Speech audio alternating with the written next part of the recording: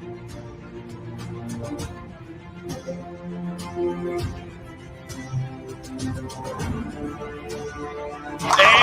got it! Misses it! He missed it! There it is, second U.S. Open. Yes! Yes! Yes! A piece of history, young man. You better believe he did it!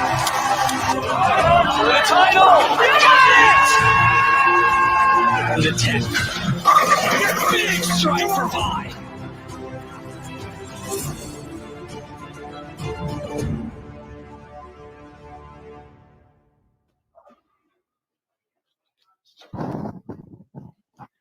Hello, everybody, and welcome back to Bowl TV for continued coverage of the 2022 U.S. Open from Woodland Bowl in Indianapolis, Indiana. My name is Aaron Smith, and we are ready for the members of A Squad to hit the lanes on this 37-foot condition. 1-to-1 flat pattern. It's been tough all day. Outside of a couple players somehow miraculously finding their way to more than plus 100. It's been a grind. It's been tough. It's what you expect at the U.S. Open. Heading into this round, Andrew Anderson continues to lead at plus 243 from the squad in the middle of the day. C Squad didn't quite challenge for that top spot. So we'll see if EJ Tackett, who started today or is starting today off at plus 193, will be able to make a run at the top of the standings, or if anyone else can make a big run here in the final squad of the day of round two. So with that, got Jason Thomas with me. JT. Aaron Smith. Let's go. Now it's time. Emil Williams Jr. EWJ. Let's go. Man? How is it going? Hey, it's going good. It's going well. Looking forward to tonight's squad, of course. No one got to 200 overall in the previous squad. So we can't say it's out there, right? 'Cause that's really not true. We don't know if it's out there. We have no idea what's going to happen squad to squad, certainly. We learned some cool stuff. We'll probably get into that a little bit regarding plastic. We've seen plastic balls throughout from some players. We learned one player used it exclusively in the final, or I should say the last spot, that was Jake Peters. We anticipate to see a little bit of everything, just like we've seen the first two squads. Will that lead someone to get to 200 overall tonight? We'll find out. But right now, what AA really did this morning is looking extra good, based on what we've seen to this point, and Wesley Lowe for that matter. Absolutely. Kevin McCune getting to plus 100 in that last squad as well. But let's go to the lanes here, full screen for everybody tuning in. We got some Belmo. We got Belmo to kick things off here. Behind lanes 35 through 38 at Woodland Bowl. See how he's attacking it, and Plastic for Belmo as well. How about that?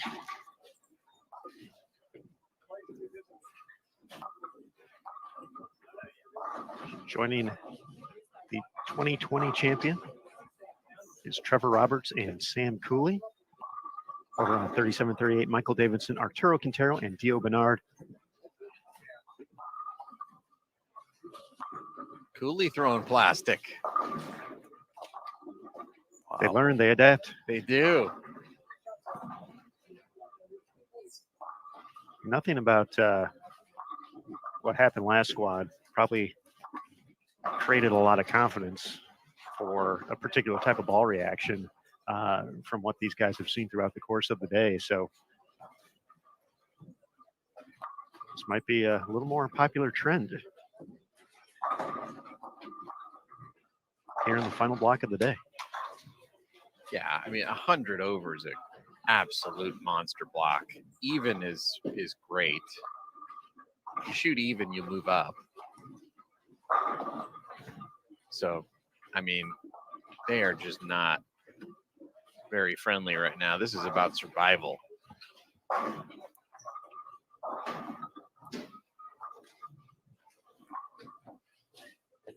Yeah, I mean, there's just nothing out there to throw to. Miss a little bit right, and the ball does that.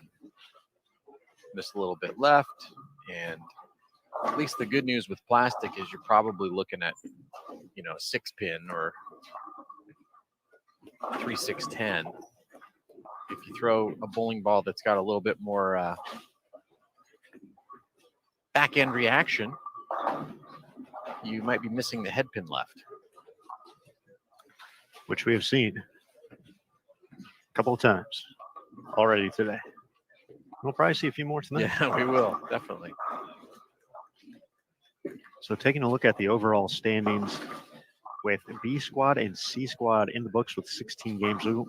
We'll mention A scores as they do pop up, but Andrew Anderson, as we mentioned, leading overall through 16 games, plus 243. Wesley Lowe Jr. at plus 215. Ronnie Russell at plus 204. EJ Tackett, who is on this squad, went 193 over in round number 1 on the 45-foot condition. So EJ has yet to bowl, entering competition at plus 193. Wes Malott at plus 175. Jake Peters, who we got to talk to at the end of last block, who we found out through Plastic for all 8 games, plus 151. He went 69 over doing it. So that's averaging nearly 210 with Plastic. Sam Cooley, who we're watching right now, went 148 over yesterday. So we'll see if Sam can continue his hot streak. He was in the top 5 after day number 1. Kyle Troop at plus 133. Daniel Farish, who's on the squad, at plus 133. Then Tom Doherty rounding out the top 10 at plus 130. Going down to the cut line in 36th place is now plus 25. So we started the day at plus 43 and has dropped to plus 25. That's where we're at the moment.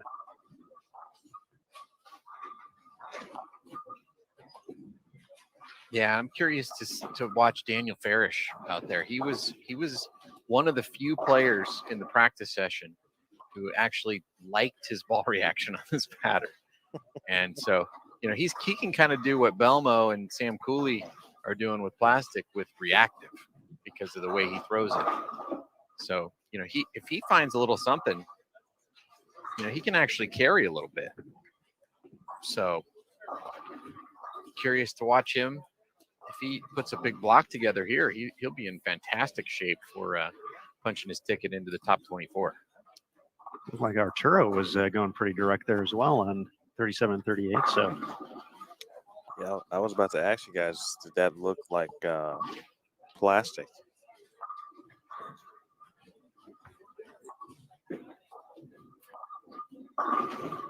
There was Daniel catching a nice break on 34.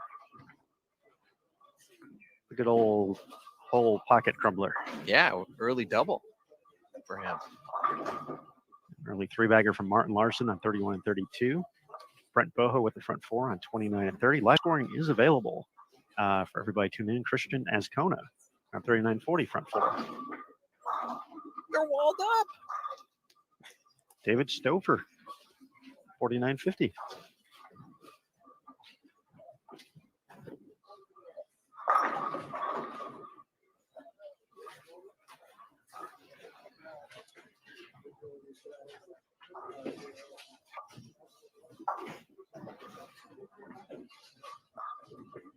Yeah, I mean, that's one of the nice things about bowling last each day. You kind of get, especially with the fresh, you can kind of get an idea of what worked throughout the day, what didn't. But if everybody decides to throw Plastic, they're going to transition much differently than they have in the first 2 squads of the day.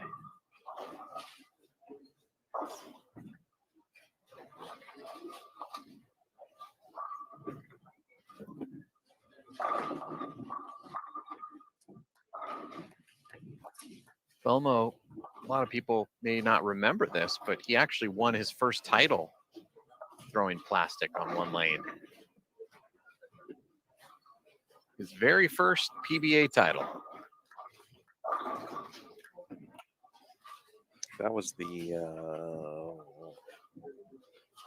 Long Island. Yes. Right. Good memory.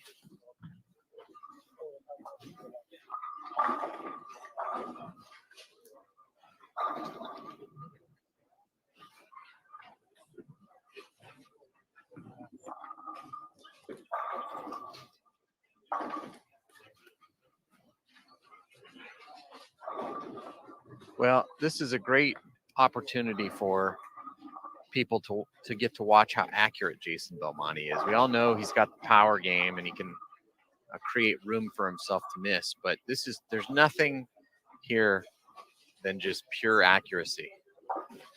There's no advantage to throwing, big rev rate or different type of bowling ball or being able to open the lane up. There's just no advantage to that here. This is all about accuracy and discipline and shot making.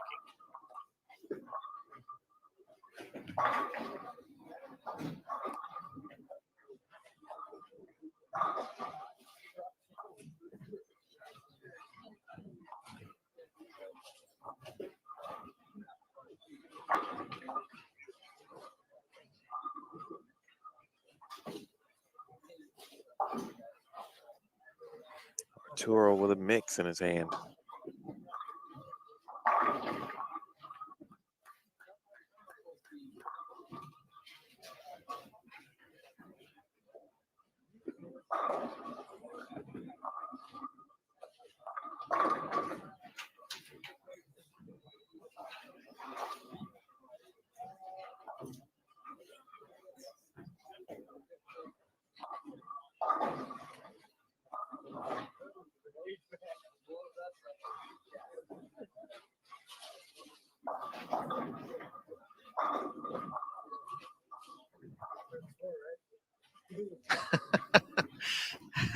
Did you see Dan Hoagland's comment, Emil? Let me check it. Sorry. Dan Hoagland, who has, I think, probably the best name in the chat. Dan Hoagland, not related to Nick. That's his official name in the chat. Says Nick, and he also reiterates in his comment, no relation, is a mixture of Einstein with a touch of Marquis de Sade.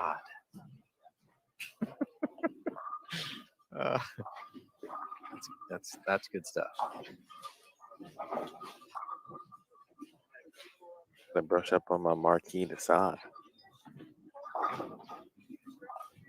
But thanks to Google, I just learned something.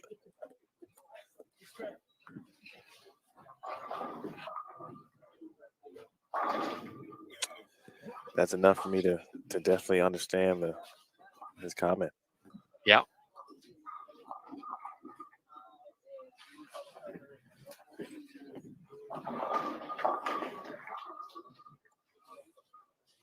I was going to ask if, but I'm guessing it is that Trevor. There's a Trevor Roberts that I see often on Twitter talking about his bowling.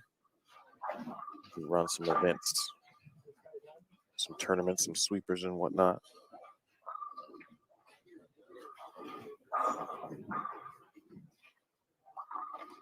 So a quick report for you guys, since asking about Daniel Farish and how he was attacking the lanes. Daniel is far right, looks like with something reactive, and he actually left that 2-pin you see up on 34 right now. But he's going incredibly direct up the gutter.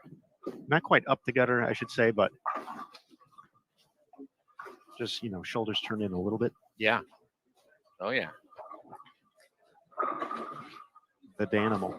I'm just going to tell you right now, just going to be honest with everybody here. If he can get a little carry from that area and be able to stay there, he's going to have a good night. Well, guys, the other thing that's just playing absolutely into his hands is that we've seen a couple of guys throw plastic up 8. Mm-hmm. And guess what's going to happen as he goes? He's going to have hold. Oh, goodness. He actually could whack him. I can't say I've seen anybody on the right side as far right as I've seen him, or as he's playing right now. Yeah. Yeah, I don't want to, make it.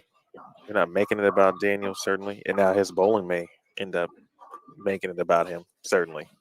But I'm just speaking from experience. I've bowled with him, seen him bowl multiple times. We were teammates, all of that. So I know what if he gets what he'd like to see, it could be curtains. I mean, look where Belmo's playing, right?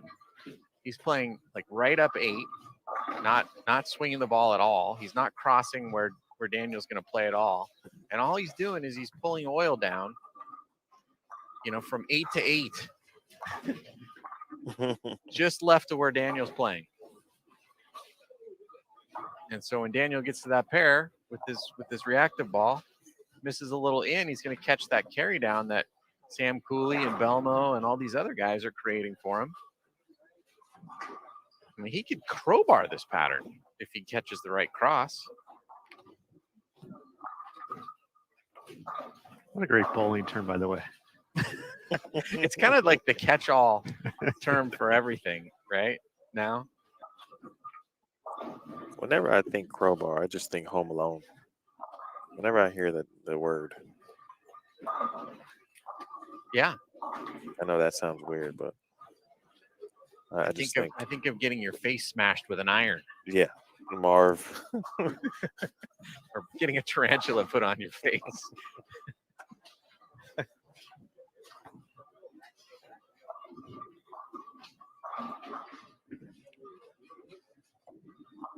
I mean, bowling on this pattern is like getting a tarantula put on your face. There are some people in this world that enjoy that, so you gotta be careful. I, for one, I'm good on the tarantula in the face. And this pattern directly reflects tarantula on the face. I agree. So that's a hard no, is what you're saying. That's a hard no. Funny story. I know spiders are gross people out and stuff, so I don't really get too wild with it. But we're moving, or we just moved into a new place, and my wife still has a lot of items from our wedding. Not several, but a few years back, and they were all in like this shed and whatnot. So we moved it all. And there were these little I forgot the name of them, but they look like shot glasses, but they're not. But they're wedding decor, and they're probably with like a good 20 of these glasses, and there was like a spider in every single one of them.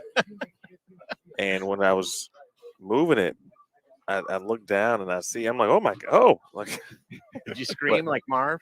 Almost. Caught me off guard completely. And but the winterization of the situation had taken over, and they were all not moving. Needless to say, we had to dispose of those glasses.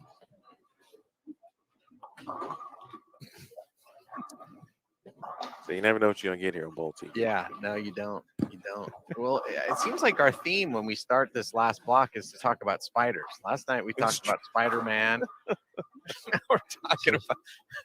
It all happened naturally. Yeah, too. right. I mean, it's not planned. No, not at all. Not at all. Does that mean we're going to see some Black Widows going down the lane? Hopefully, just the bowling ball.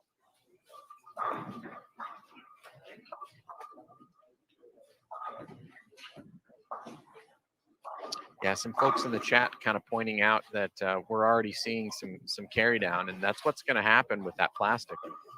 You think urethane carries the oil down quickly. Plastic does it even more so. In fact, it's a tactic that a lot of players use if they're trying to build up hold in a practice session before the tournament starts. They'll throw plastic to the left of where they want to play just to build up a little bit of hold. And so we kind of talked about that just momentarily. And if players are kind of paying attention, and sometimes they don't, but their ball reps are all paying attention, there could be some people that say, hey, let's move to the right and throw reactive, use that carry down as our hold. Not throwing plastic right now is Michael Davidson, who is sitting on 5 in a row now.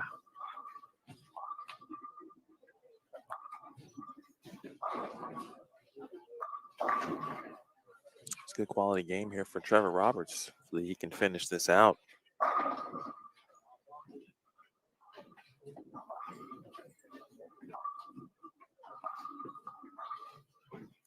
Oh, hook. Oh. Peeled off the gutter for Dio. Haven't heard a good peel in a while. Yeah. That's an Emil standby. Might bring it out tonight then. But it's been a minute. It's been all about the pepper recently. The pepper and the crowbar.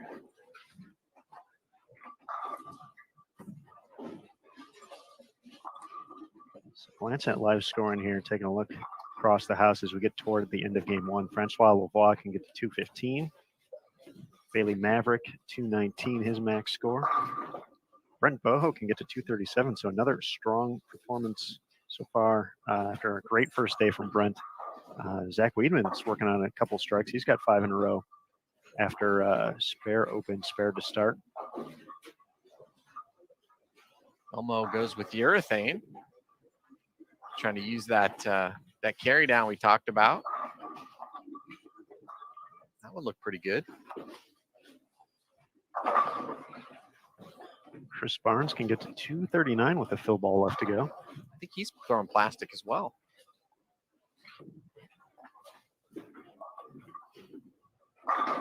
Matt Sanders is going to be in the 230s. Jason Sterner can get into the 230s. 10th frame left to go. David Sofer, 215 with an open in the 10th.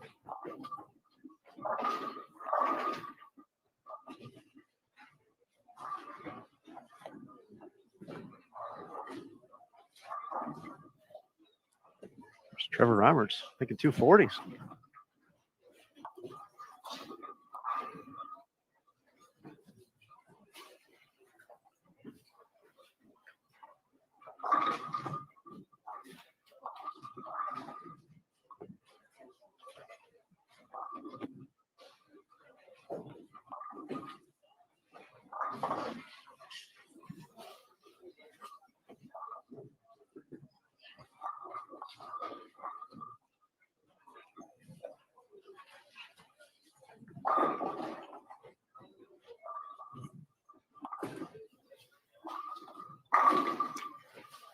Officially in the books, 237 for Barnes, 234 for Matt Sanders.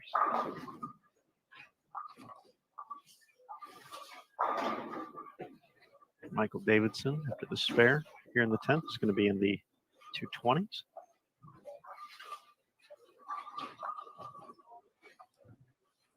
This is pretty remarkable that, you know, all the talk about urethane recently, right?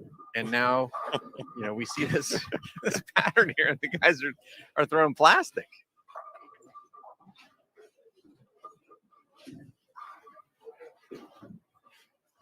I think that's one of the things about the game these days is just how quickly players will make a move to just kind of a radical strategy. It seemed pretty rare for a while that you'd have somebody doing something radically different than the rest of the field.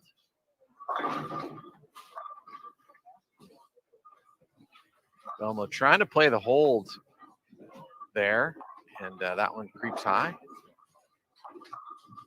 Hasn't quite built up as much as I think he would have liked, or maybe he got that one just a touch in.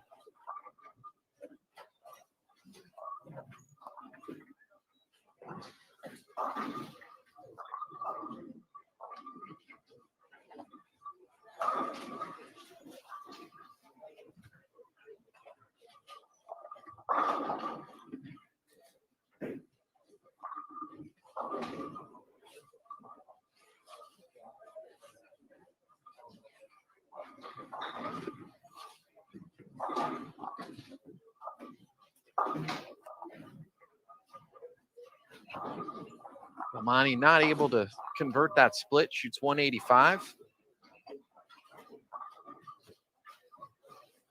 So he'll drop to plus 85.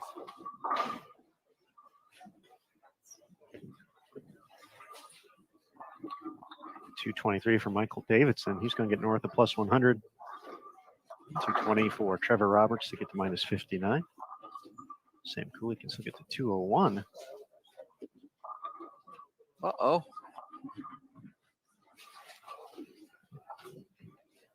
Now looking at 170s if he's unable to convert this to 10.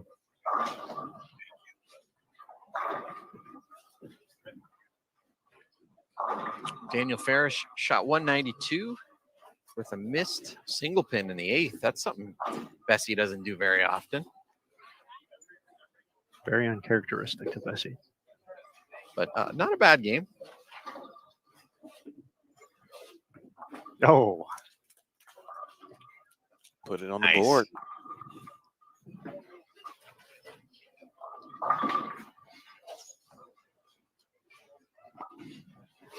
well, folks, as we get toward the end of game one here,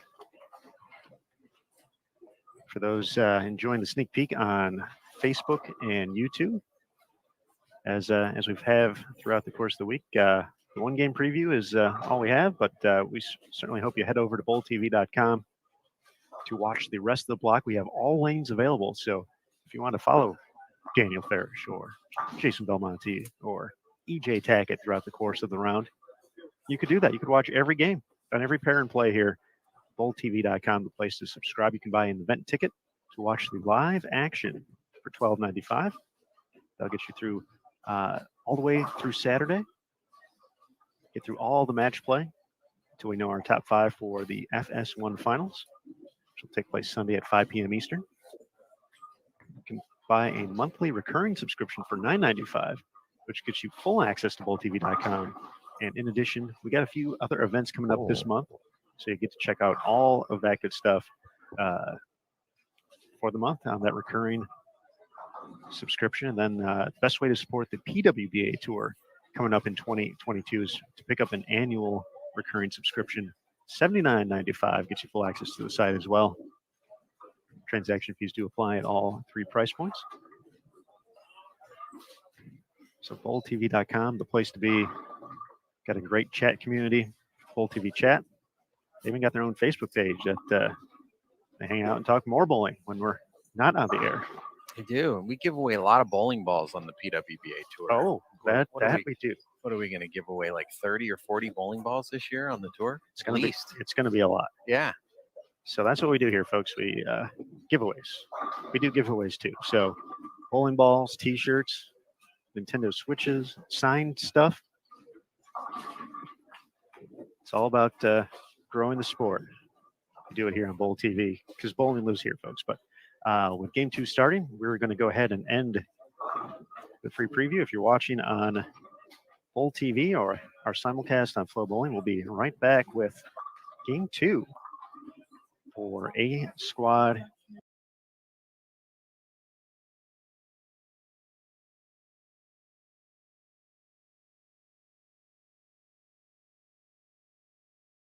Round 2, 2022 U.S. Open on Bowl TV.